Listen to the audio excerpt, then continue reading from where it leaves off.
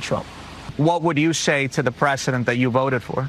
He sold to me that he is a businessman. Do you regret your vote? Yes, I do. Man, delete that shit, bro.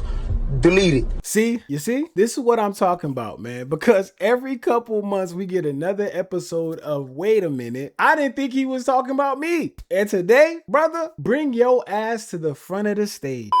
All right, now, we have seen our fair share of voters' remorse over the past couple of years, man. And people who voted for Trump and then later found themselves affected by one of his exact policies that the administration told everyone they were going to pursue. Usually, you see it with business owners, people complaining about tariffs, people complaining about immigration enforcement, people complaining that they can't find workers anymore. And somehow the reaction is always, wait, why is this happening to me? Why is this happening to my business? Really, nigga? And look, man, this video hurts me a little bit because I gotta admit, man, I did not know this man was moving like this. Because if you grew up where I grew up, man, Chef Creole was pivotal. You know, high school years, Chef Creole was one of them spots. You wanted Haitian food, Chef Creole. People talked about it. The rappers was referencing that shit. It became part of Miami culture. So, brother, I say this with history, man. I say this with memories. I say this remembering the wings after school. But respectfully, bring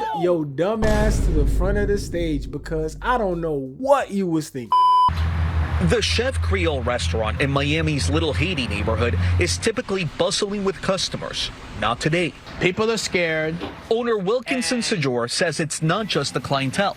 After 34 years in business, he's lost his entire management team at 7 locations and will likely have to shut down 2 stores due to the end of temporary protected status. The end of TPS means for me that my future in the hospitality business is almost going to be non-existent. Now, before we cook this brother, man, I want everybody to understand what he's actually talking about, okay? Now, the TPS stands for temporary protected status because the United States can give people from certain countries temporary protection when the conditions back home are deemed dangerous and unsafe, right? Reasons for this could be because of war, natural disasters, political instability, humanitarian crisis, things like that. What we know is that in Haiti right now, there's a lot of civil unrest. There's a lot of gangs that have taken over certain places. It is literally a dangerous place to go. So temporary status, even though it's temporary, it makes sense. And that condition applies to them. So that's the pushback between people fighting against temporary status. Now, temporary status is what it is. It's temporary. But temporary status is not something that they're saying they're getting rid of. They're saying that Haitians no longer qualify, which is completely wrong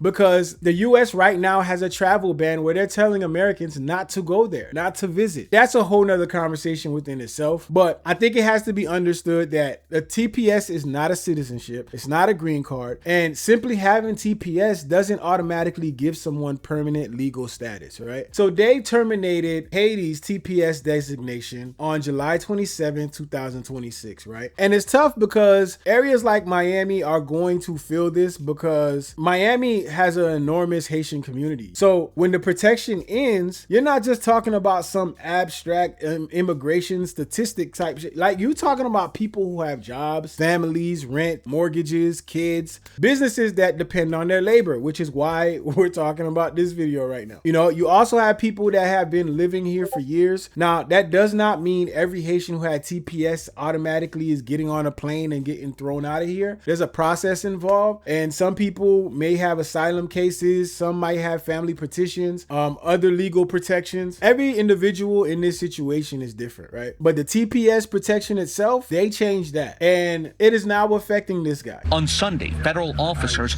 made an immigration arrest outside one of his restaurants. I voted for Donald Trump.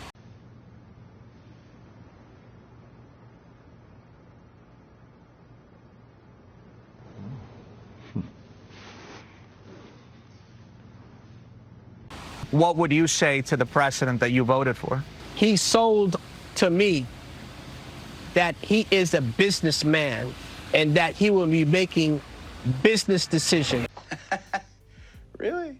Now, come on, brother. I'm gonna have to fry you just as good as the wings used to serve me and the homies after school, man. Because this right here is the problem. You're upset now because the policy has arrived at your doorstep. And I understand regretting a decision. People make bad political decisions all the time. But my question is, what exactly did you think you were voting for? Because immigration was not some hidden agenda, dog. It wasn't buried on page 472 of a policy document, bro. This man literally said what he was gonna do. This was front and center, and Haitians specifically had already been dragged directly into national immigration conversation, which brings me back to Springfield, Ohio. During the 2024 presidential campaign, Trump repeated the claim during the presidential debate that Haitian immigrants in Springfield were eating residents' cats and dogs. In Springfield, they're eating the dogs, the people that came in, they're eating the cats, they're eating the pets of the people that live there.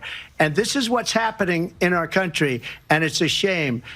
I just want to clarify here. You bring up Springfield, Ohio, and ABC News did reach out to the city manager there. He told us there have been no credible reports of specific claims of pets being harmed, injured, or abused by individuals within the immigrant community. Well, I've seen people on television. Let me just say here, this is the people on television say my dog was taken and used for food. So maybe he said that, and maybe that's a good thing to say for a city manager. I'm not taking this from but television. The people I'm on taking it from the city saying manager. Their dog was eaten by the people that went there.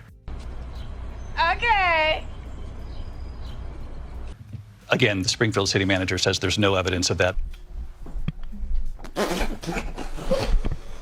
Cats and dogs, bruh. We were having an actual presidential debate, man, and Haitian immigrants were being discussed like they were running around Ohio hurting somebody's shih tzu. And what makes this story even crazier is where the rumor came from. The woman who Facebook posts ignited this shit didn't even witness this shit herself. Oh, hell no, man. What the fuck, man? She heard the claim from somebody else, and when reporters traced the story back, the woman involved acknowledged that she didn't have firsthand proof. She heard from this person, who heard from that person, and heard from that person. Facebook rumor became social media content, as it usually does, and it also became campaign rhetoric, and it became a presidential debate. Think about that pipeline, man. And this guy, he saw all of that. I'm sure he did. There's no way you didn't. You watched Haitians become the center of this insane national conversation, and apparently still walked into that voting booth saying, you know what? Businessman. He'll probably be good for business. You big dummy. It gets worse, unfortunately. This is where the story starts becoming bigger than simply just, I regret my vote, right? Because now we have to talk about why you regret it. Are you regretting the policy because you suddenly disagree with what it does to Haitian families? Or are you regretting it because your restaurants lost workers? Because those are two very different conversations. And according to reporting about Sejour's situation, the end of Haitian TPS resulted in him losing employees and creating staffing problems for his restaurant. You voted for this man and you were ready for whatever came with it as long as your business did good. But now that it's hurting your business, now you care. That's crazy. You helped create the problem that's fucking up your business. And then we get to this clip. Do you regret your vote?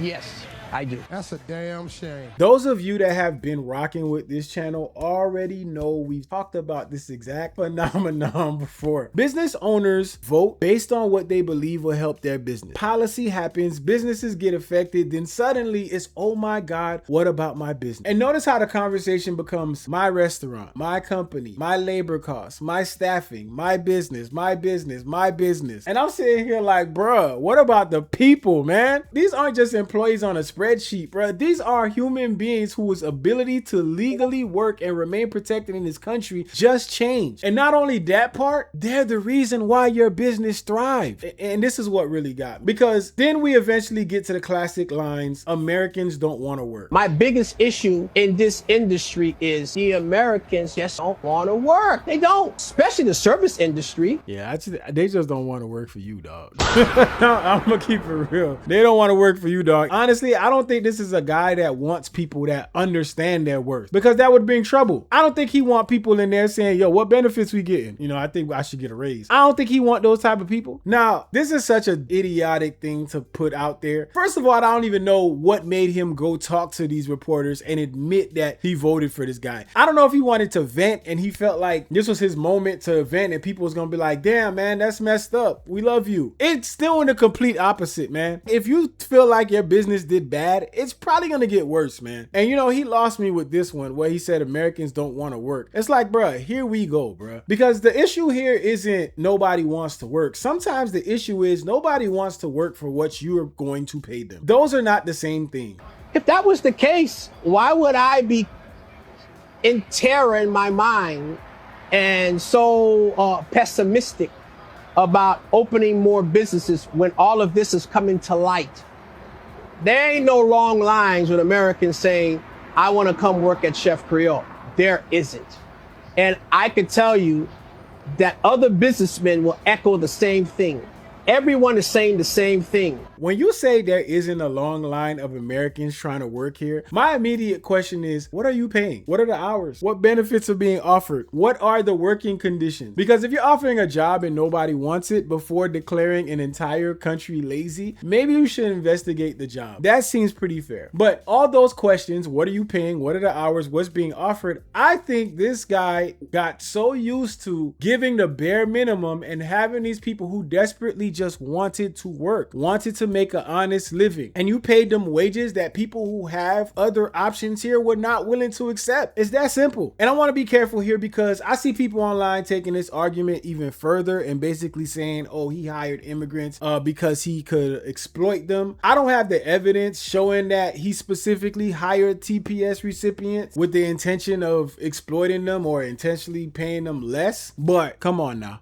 So I'm not gonna put that on the man without proof, but come on now. But I will say this, man, when your business model becomes heavily dependent on a workforce whose immigration status is temporary, and then you vote for the administration openly promising aggressive immigration restrictions, you cannot act completely shocked when the decision eventually affects your workforce. That part is completely fair to question because you voted based on what you believed was your economic interest. And there may not be everything wrong with that, but come on, man. This man literally told you what he was going to do. You just thought it would never hit your business. You're discovering that the economic interest and the interest of people working for you were connected the whole damn time. Imagine that, man. And this is why I want y'all to remember how we got here. You know, this isn't some administration that hid his immigration position. JD Vance publicly amplified the Springfield claims as well, even after local officials disputed them shit. So when somebody tells you repeatedly what direction they want to take immigration policy, at some point you gotta believe them, dog. You cannot hear all of that and assume, well, they don't mean my employees. What? Hell nah, they don't mean the people that keep my restaurant operating. Politics doesn't work like a fucking VIP section, man. You don't get to vote for a policy and then stand at the door like, nah, you can't come in here, player.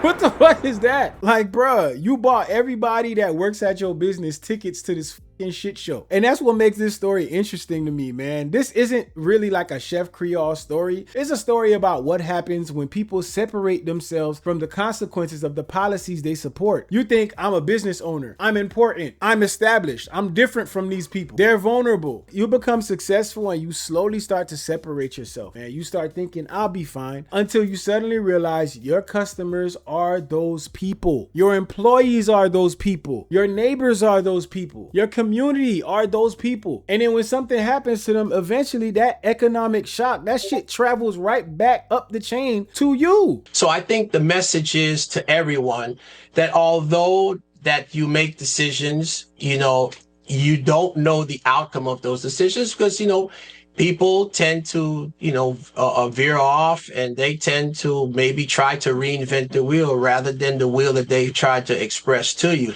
And we also just got to be much more conscious about how we make our decisions and know that our decisions will not just affect, you know, is not just discretionary to the business, but also can spill over to your community. So yeah, man, I got memories attached to that place, but bruh, a L is a L, bruh, and you gotta hold this L. Wait, stay up. Hold it.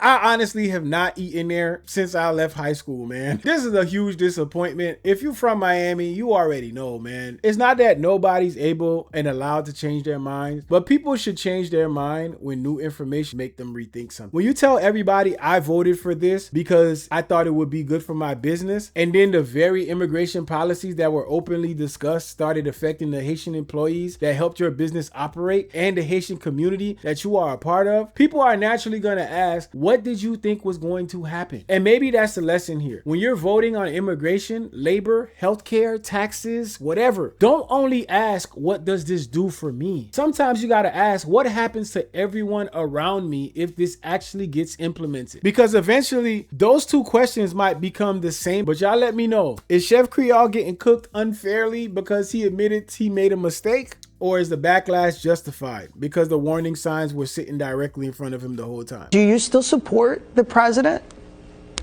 Well, definitely, I can't support a candidate that is having this ripple negative effect on our community. What y'all think? Because I already know they frying this man and he deserves it. When the I will boat shit happened, I was right there clowning on that. And I'm gonna tell y'all right now, I don't know what this man was thinking. This was the dumbest thing for him to do. And the top of that, the dumbest thing to get in front of a camera and admit. And you know, the TPS thing is one of those things that, you know, it's a tough situation because I can't imagine people that have to go back that have spent years and years here and don't know anything else. I was born in Miami and I grew up in a Haitian household.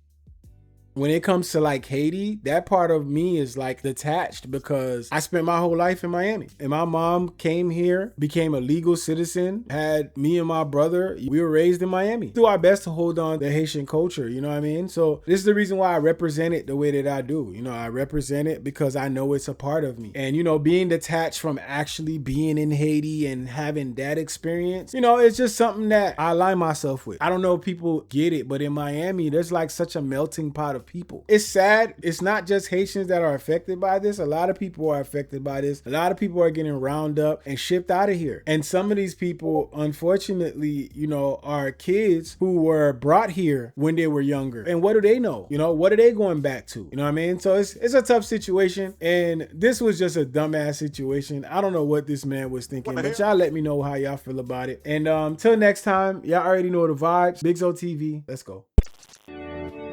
It's not enough. Few solid niggas left, but it's not enough. Few bitches that are really step, but it's not enough. Say you bigger than myself, but it's not enough.